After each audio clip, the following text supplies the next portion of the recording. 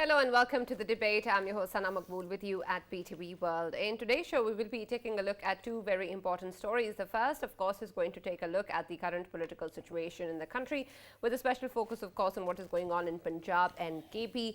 We know, of course, that the parliamentary committee that was formed to decide the caretaker setup in Punjab was unable to do so, and so the Election Commission of Pakistan has decided on a caretaker CM, Mr. Mohsin Naqvi, who has also been sworn in by the governor. And then, of course, we saw that there was consensus in KP, where Mr. Azam Khan has been decided as the caretaker CM in KP. We will be also taking a look at what this means for the upcoming elections in both these provinces, especially with the PTI talking with regards to the selection of the caretaker CM as something, of course, that is biased and has been decided by a body they don't really think is objective. Moving further, of course, there is also going to be concerns regarding who's going to lead election campaigns, particularly from the PMLN side. There was also a series of meetings that were taking place in London, in which various ministers were also taking part, including the Interior Minister Rana Sanaullah, who's also talked about how the party is going to be deciding on the candidates in Punjab and who's going to be leading the elections there as well, according to the wishes of Mr. Nawaz Sharif. There's also going to be discussion, of course, on Maryam Nawaz's return, who's planned to reach Lahore on the 28th of January.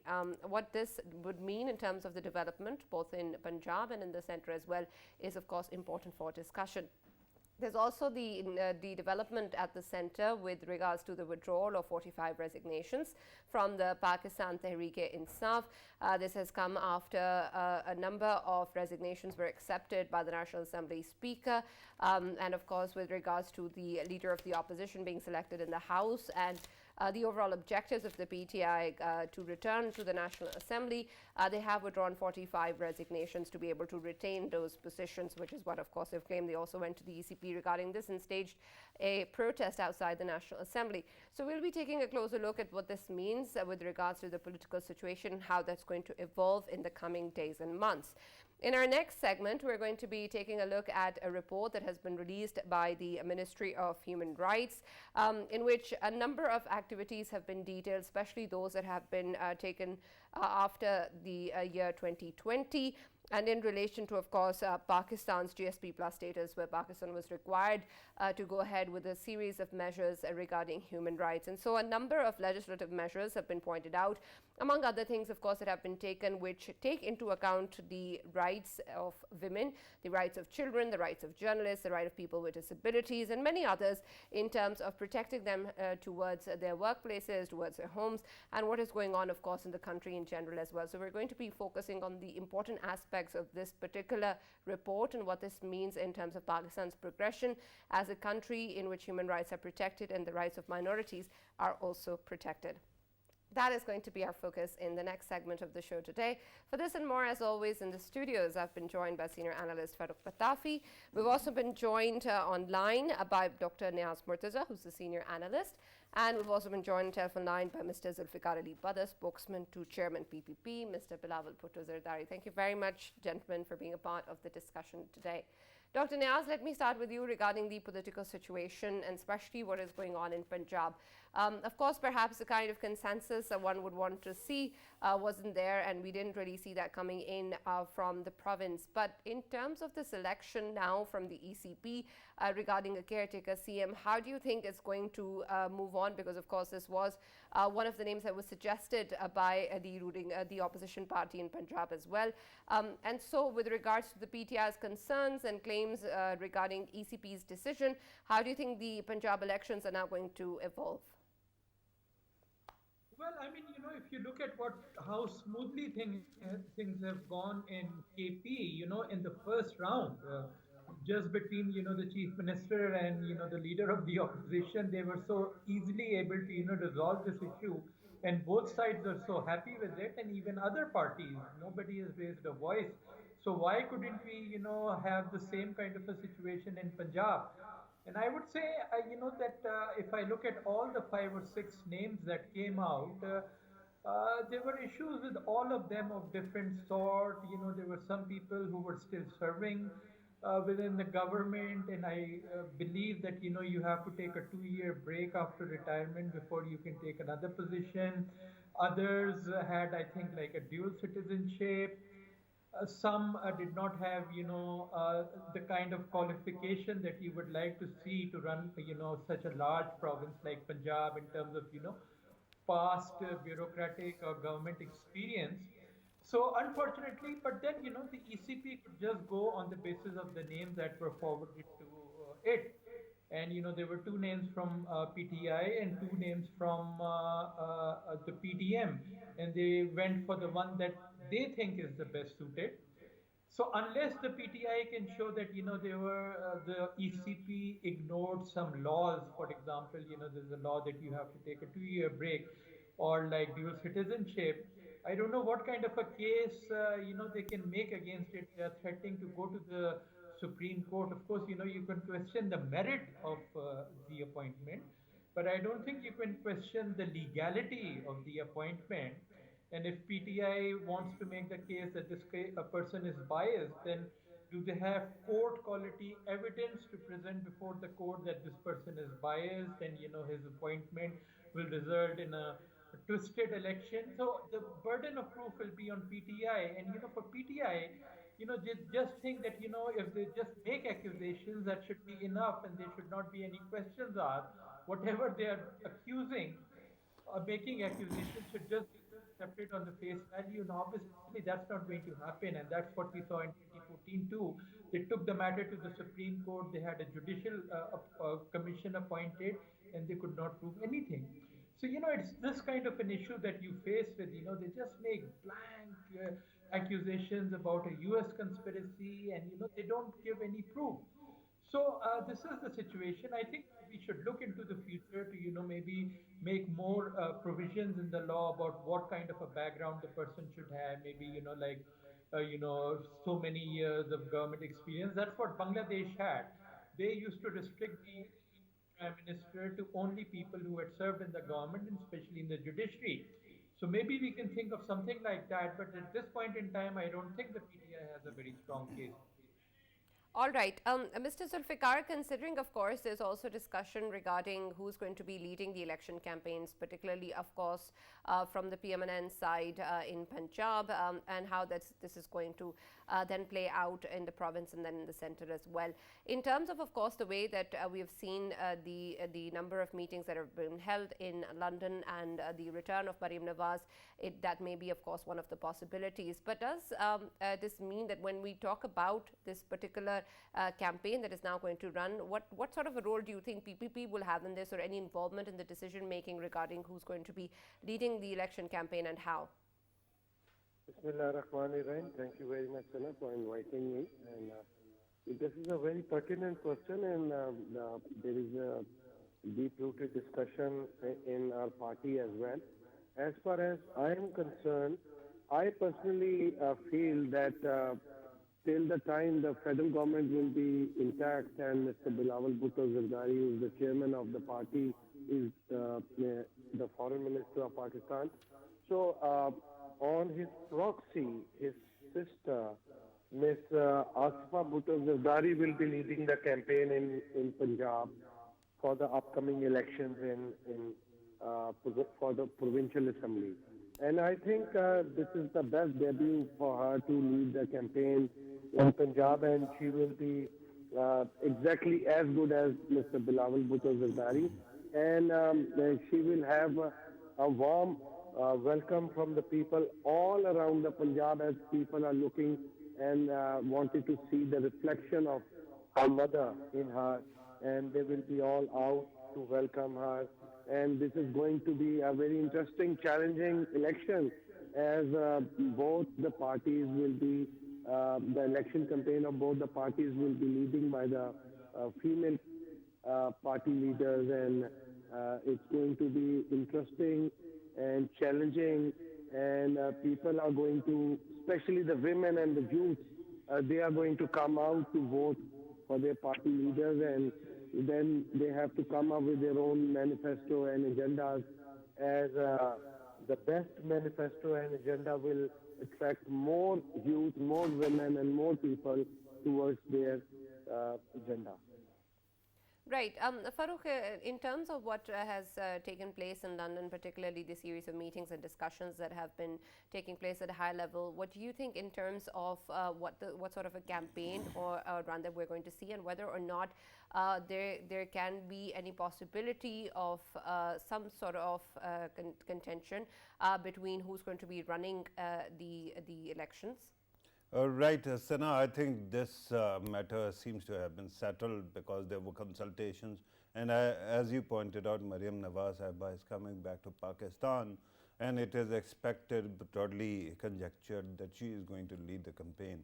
But how successful that is going to be, we still have to wait and see, only because we don't know the numbers, right? It is thought that PMLN has these two segments which are different, right? One, the house of the Prime Minister, the other of the ex-Prime Minister, and they have their own influences in the Punjab province. When, back in 2018, 16-17, we saw NA 120 election. At that time too, it was thought that one flank is not working. The one thing which is slam dunk, that we know that people of Pakistan, particularly Punjab, respond to. The person that I wanted to mention is Mian Nawaz Sharif. And we saw that back in Pervez Musharraf's time, it was thought that PMLN has lost all its ground in Punjab, and PMLQ is now the new reality. At that time, Mian Nawaz Sharif came back, and then suddenly we saw a groundswell of support, so much so that they managed to carry the Punjab Assembly, right, and Punjab government as well. So there is some, speculation, because at this moment I don't have the numbers before me, and there are rumors about how polarized PMLN is at this moment. Regarding PTI, because it was said earlier, I gawk at the kind of strategy they have employed. Annoy everybody, resign from everywhere, shift power to the people that you have been victimizing, and then complain that they are not being fair with you, right? I don't understand why was there any need for early elections in Punjab. They could have, retained their CM-ship for 6 months, and they could have done a lot of public good and could have gone in the elections with a lot of credibility, so to speak. But they sabotaged it. In the end, you know how things play out. Right now, regarding the caretaker Chief Minister of Punjab, PTI is trying to actually build some legal grounds. But here are two reality checks. I don't recall any caretaker setup recently where courts have actually changed the incumbent chief executive, especially if the chief executive actually came from media. And the past two chief executives in Punjab were also from media. So this time too, I don't think that there is going to be much of a problem, even if PTI goes and tries to agitate. But at this moment, PTI had 3 levers. At the center, they had humongous representation in the National Assembly. I didn't ask them to resign from there. They actually tendered resignation. They had 2 provincial governments, 2 very influential provincial governments. They sabotaged their own mandate, and now they are on the receiving end, and then they keep on agitating. So I don't understand this certain strategy of snatching defeat from jaws of possible victory. Right. Dr. Niaz, and another aspect that perhaps needs more clarification is what's going on at the center as well with regards to PTI's decisions. Now we see, of course, that the PTI has withdrawn 45 of its resignations. Earlier, of course, there was a lot of emphasis on acceptance of all. And then when the acceptances of some resignations were coming in, there was protest regarding that as well. And even now, the acceptance of all resignations was something that they're assuming is not going to happen. And so moving forward, they believe that this was an important step in terms of retention of the seat of opposition in the National Assembly, and for, of course, the objective stated before regarding the no trust motion against the Prime Minister. But how do you see this particular development in line with what is going on in KP and Punjab, and whether or not these two are in contradiction? Well, I mean, this is the thing. It's becoming more and more weird. What is, the PTI strategy? I mean, you have to hand it to Imran Khan that, after April, he was able to make a superb comeback with his, lies about, US conspiracy and so on. It was opportunistic politics, not principled politics, but, from a real politic point of view, it was brilliant. But now, I mean, as the months pass, one struggles to find out what his really a real strategy is. So he gave up two of his very strong governments so that he would be able to put pressure on the the federal government, so that they call early election, and now they want to go back to that assembly, and then they expect, and their plan is to somehow bring a vote of no confidence or a vote of confidence and bring the government down. But then why would they expect the PDM government let them back into the house from which they had walked out themselves? So it's all very naive kind of politics that is becoming more and more a hallmark of PTI now, and it's difficult to see. I mean, I don't think they can expect any bakshish from PDM to let them come in so that they can then bring down the government. So again, I think this matter might go to the courts, and then the courts will have to decide. I think the speaker has a lot of leeway in this regard, and it's not clear whether once the resignations have been submitted, whether they have the legal authority to withdraw them. All of this is very very new turf, very gray turf, and it's all going to end up in courts, and then the courts will have to decide how to resolve this issue. And Dr. Saab, let me also talk about the court of public opinion, because media has performed that role for past many years. But at this moment, it seems that everybody is shrinking away from challenging Imran Khan on his past claims. Because, when PTI actually tendered resignation at this time, at that time they had their own deputy speaker. And according at least to PTI's narrative, their resignations were accepted by the then speaker. But now suddenly this becomes an issue again. Media doesn't seem to be challenging PTI at all. Well, yeah, I mean, this is the thing, they have a very powerful, social media team. And then also, quite a few anchors who are still tagging along with them. And, they're able to build a narrative.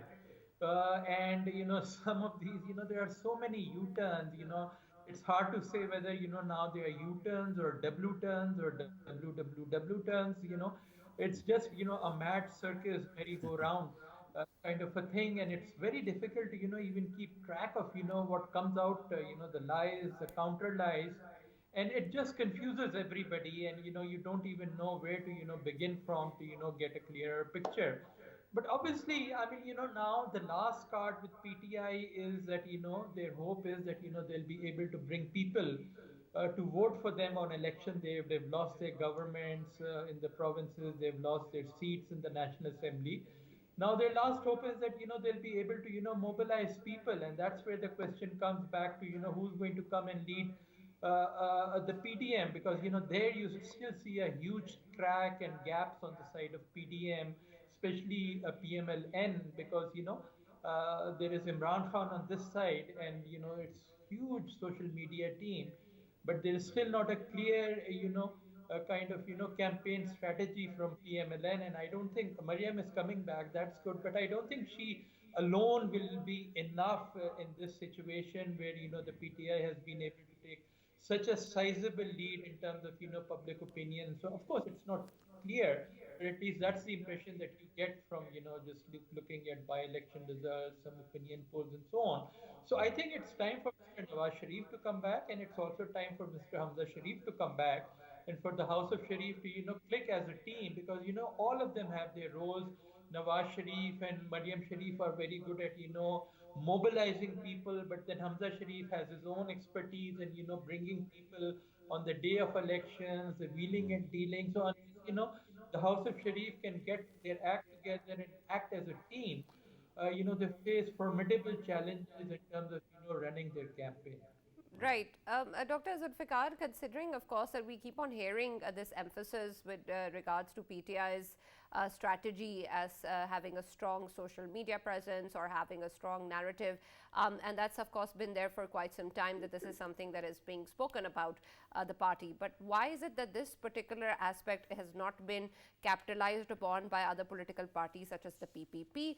And also in terms of the what you were earlier referring to in terms of the kind of leadership that will be there in Punjab, what about aspects such as the social media or the narratives or stance that you're going to be taking in to take into account public opinion as well? Sana, if you look at the last election which happened in Karachi and Hyderabad and rest of the areas in interior still, the people who are working for us, especially for social media, they have improved a lot. And they have helped people mobilizing, coming out and conveying that particular message to the people who have to come out on the election day for the local bodies election. And that has been seen on the social media, different platforms. So we are working hard to counter all kind of narratives of other political parties on social media and on other platforms as well, on all the mediums, whatever is there on the ground. Our narrative building is, right now, we are more focused to make Pakistan and the people of Pakistan to come out of the political and economic crisis, as all the political parties, including us, they have become a part of the national unity government, and where our own manifestos and agendas have been put aside, and we are, working for the better Pakistan to help. Unfortunately, whatever has been happening, as there was no light today, this is not something that's a part of the agenda, but our narrative is going to be built before we come for the elections on the ground, and our party leadership is there, and it is going to be the same narrative with the same agenda. That was the philosophy of Mr. Zulfikar Ali Bhutto, carried by Muhtarama Shaheed Benazir Bhutto, and now it's been carried forward by our chairman, Mr. Bilawal Bhutto Zardari. So we are working hard, and unfortunately, we can't lie on the ground, as all if you see, one of the political parties have been lying a lot. The leaders of the political parties are lying, and their lies are being sold in the public. And they have been taking, as one of the guest speakers was talking about the U-turn or W-turn. I am saying, I'm repeating this thing. They take two U-turns, and one U-turn makes a 180 degree, and another U-turn makes it a 360. So they have been going round and round and round and round. So it's just, they are, taking a round all around their lives and then coming back, and now the whole narrative of their American regime change narrative to this current caretaker chief minister, that he was, the government of Imran Khan was gone because of Mr. Mohsen Naqvi. I read on the social media that Mr. Khan has been saying that, I mean, this is so unfortunate. It's not being naive or weird. It's being politically so immature that you have to learn. And in the coming years, I write down I mark my words, Mr. Khan will regret it for taking the decisions, for making their two assemblies falling down. The resolution of these assemblies will be regretted by the people in PTI and Mr. Khan, as this was such a nice and politically immature decision that they have no idea that this is going to cost them their life, their whole struggle. Right. Farrukh, earlier you were talking about how the people of Punjab listened to Mian Nawaz Sharif.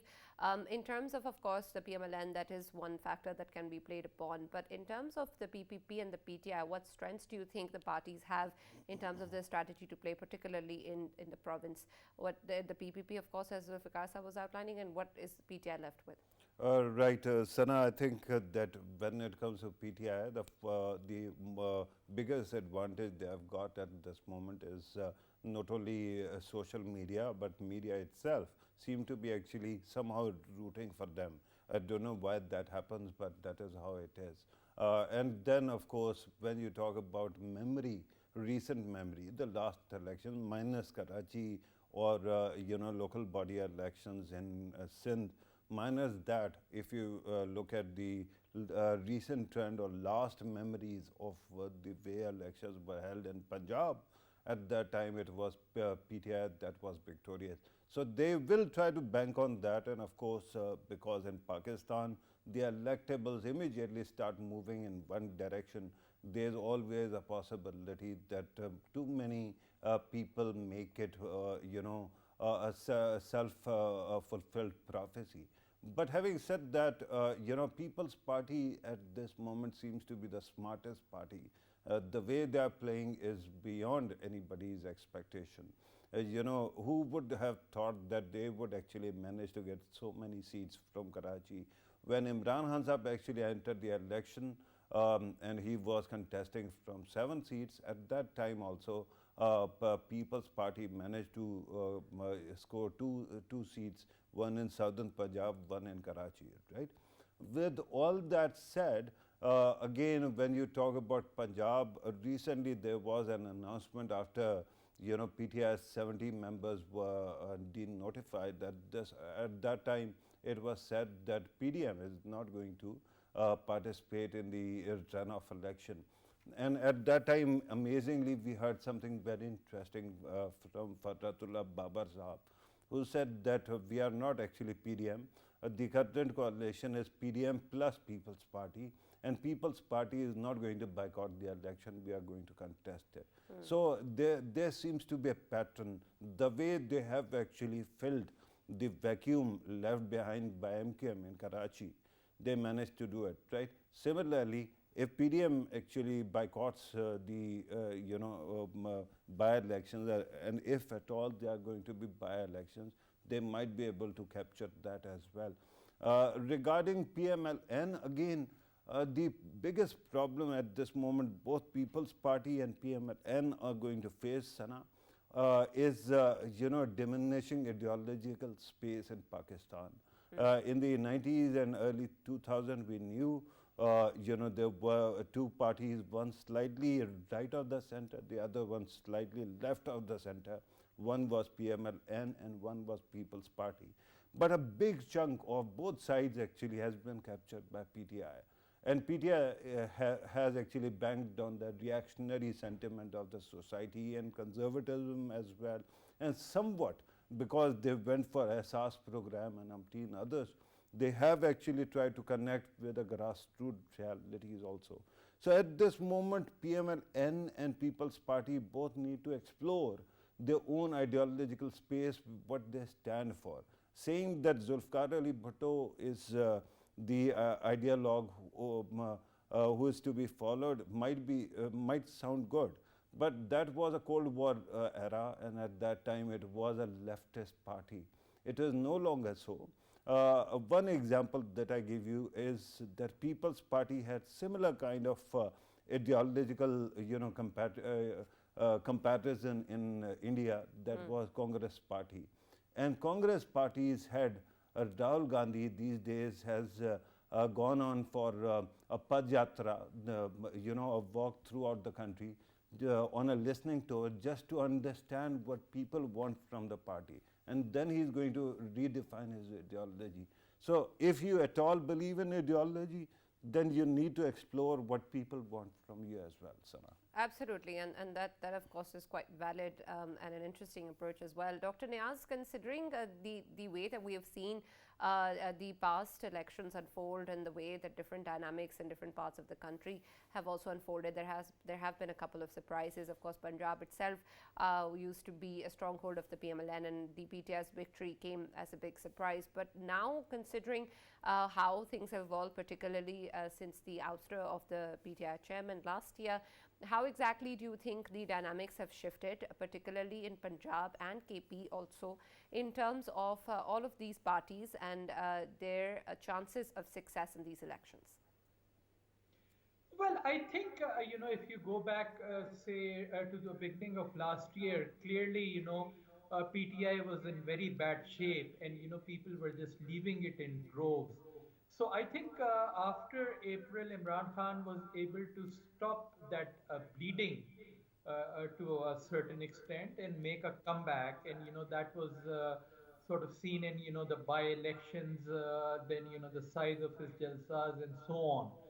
But then, we must also remember that by-elections are very different from general elections. It's like comparing a T20 match with a test match. Teams that do well in T20 matches don't necessarily do well in test matches because, it requires much more stamina over a much longer period of time. And that's how general elections are. There'll be from, the length and breadth of the country, there'll be so many constituency, so many different, issues, etc. And the biggest, asset that campaigning asset that PTI has is Imran Khan. So can he spread himself thin all over the country? There is still his injury, and then more than that, there are the security concerns. How much can he travel around? So it's going to be a very different ball game when it comes to general elections, and trying to project from by-election results to general elections is very tricky. And then there is also the fact that the narrative has worn out. People have become sick and tired of conspiracy and conflicts and one drama after another. And PTI is not coming up with new things now. In fact, all of its previous narratives have fallen flat. It has had to take U-turns on them about USA, about even the army, the change in the army chief. So a lot of dynamics have changed, and I don't think we can automatically assume that it's going to be a walkout for a PTI and they'll get a two-thirds majority. It's going to be hard grind. But then there is also the fact that there are weaknesses on the other sides too, and PMLN especially looks rudderless, and unless it can get its act together, it's not going to make things easy for it. So I would say it's going to be a very close match, and some of these smaller parties, and especially South, what happens in South Punjab could make a difference, because South Punjab is shifting, and who has the upper hand. There'll be a lot more players there. There'll be PMLN, there'll be PTI, but I think even PPP will reckon its chances, especially after it was able to defeat Mahmood Shah Mahmood's daughter in Multan. Then there is the Jahangir Tareen group, other groups. So I think a lot of it may get decided in which way South Punjab goes, and then the electables still make a difference, and they look at other kind of cues rather than looking at US conspiracy theories and so on. They look at which way the wind is blowing, and I don't think the wind is blowing in PTI's direction anymore now. All right, Zulfikar Saab, what happened, of course, in terms of the elections in Karachi was a major victory for the PPP, especially in the face of PTI's defeat. But in terms of how we're going to take a look at the upcoming elections, you've pointed out the various aspects of a strategy in Punjab. But what sort of a strategy will be implemented with regards to the elections in KP, and whether or not there will be any chances of gaining more seats than previously by the Pakistan People's Party? Okay, we are very much inclined, and we are very much hoping and anticipating that People's Party is going to win more seats in KP and Punjab from the number of seats we have right now. And we are, the strategy, the leadership is focusing and working hard on bringing new faces, new people from the party, old families, who should be given an opportunity to come and run the elections, who are based in their local constituencies and who have been a part of the PPP for a long time. So a lot of people from old families, the youngsters, are going to get the ticket, and they have been in touch with the people at the grassroots level. So party leadership is focusing on one point. This other thing is that party leadership is going to come and do the campaign at the grassroots level at every city, every district, every tehsil. And I think Mr. Bilawal Bhutto Zardari will be leading the campaign, and the following visit will be done by Ms. Asifa Bhutto Zardari. So I think these two people, when they are going to do a follow-up with each other, that one is going in one district and then the other is coming. So this is going to make a difference because people want to get connect with their leadership. What People's Party was lacking, that this was a gap between the connecting people at the grassroots with the leadership. So we have had seen a bad time during the election of 2013 and 18 because the local leadership and the local people at the in the organization, they have not been able to connect themselves with the people at the grassroots level, and because of that, party has suffered a lot, and we have only won one MLA and one MP seat from Central Punjab.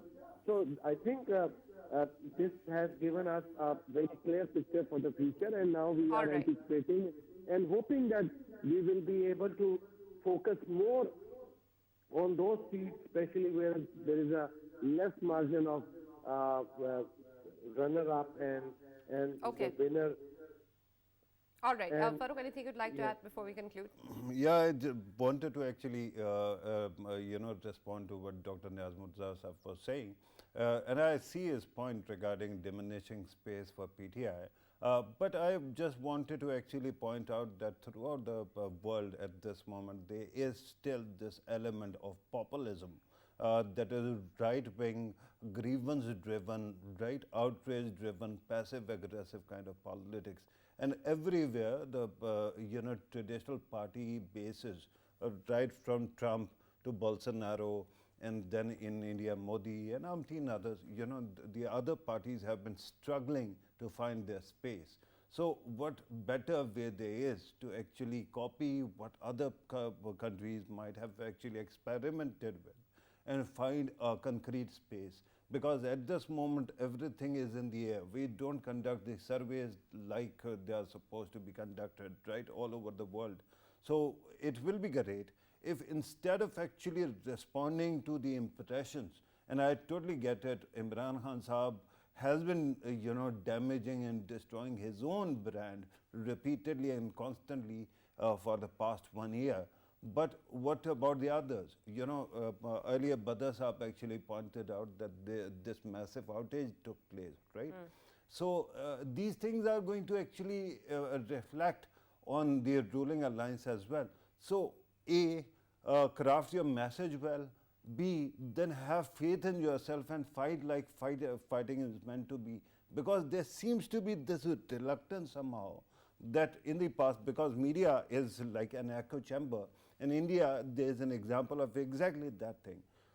Parties start inhaling a lot of propaganda that was not meant for them, and then trying to underwhelm their own strategy. That is not a good way to go. Right. Thank you very much, Dr. Niaz Murtaza, for joining us, and Zulfikar Ali Bader for being a part of the discussion.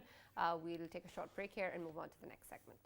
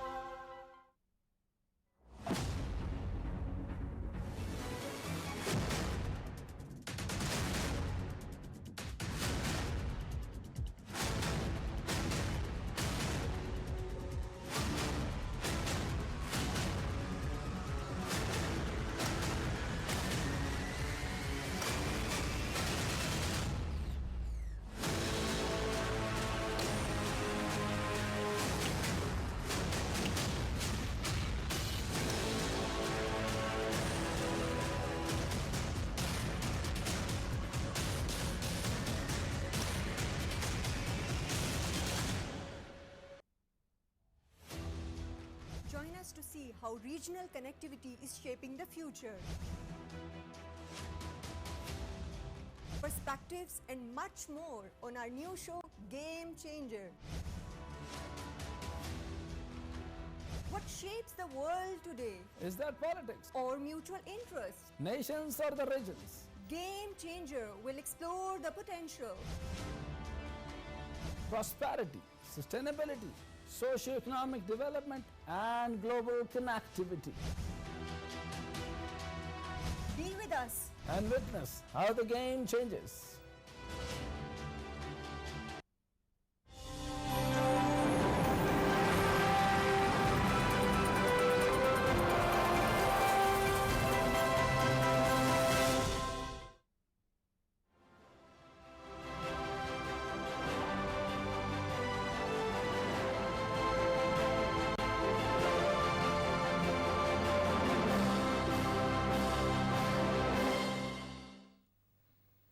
Welcome back to the debate. We're now going to be taking a look at a report that has been released by the Ministry of Human Rights.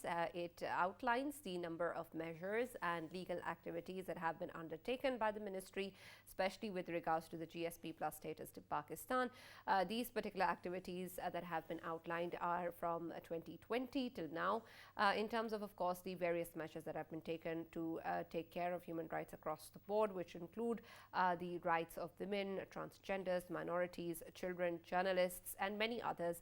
And because of this, of course, the efforts towards protection of human rights have been enhanced. And of course, Pakistan has given a very huge importance to this particular area and has tried to ensure that the kind of conditions that were required by the GSP plus state, as well as, of course, also as an entity that protects human rights, is outlined and also enforced. And so we're going to be talking about some of them in further detail in terms of what this means. Farrukh, of course, in general, as well as we take a look at the situation in the country, and the emphasis with regards to human rights is huge all over the world, and Pakistan has been striving to protect human rights and the rights of minorities, women, and many others within the country as well. So, of course, this particular measure is not just to make sure that the conditions of the GSP plus status are met, but also that Pakistan is able to achieve what it has aimed for. In terms of what has been released by the ministry, what do you think have been perhaps some of the most important aspects in terms of how we are able to protect human rights? There is, of course, a number of legislations that have taken place, but have we made sure that there is also a strategy towards implementation and accountability? Right, Sana. First of all, let me actually present the context because that is also very important. We keep on talking about GSP plus and other things, but first requirement actually comes from the Constitution of Pakistan. Fundamental human rights are enshrined in the Constitution of Pakistan, which are well known, and the government of Pakistan and various bodies have been striving and moving in that direction to get whatever can be done to ensure that all rights are protected. The second very important caveat, Sana, and that is a very important one, is that we for the sake of convenience, we keep on dividing human rights into subcategories: women rights, children rights, minority rights, transgender rights. But fundamentally, because all are human beings, they all hold the same station before the law and before the court of law. So we have to actually remember that it is our obligation. We are honor bound by the and duty bound by the Constitution, excuse me, Constitution of Pakistan to ensure that all are protected. Recently, we have seen various laws being enacted. In this country, there was, can you believe it, that women, a sizable chunk of the population, women population were not even given the right to their inheritance. Yes. So there has been enactment of that law. Then, of course, because women are among the most vulnerable, segments of the society, the violence against them was also rampant.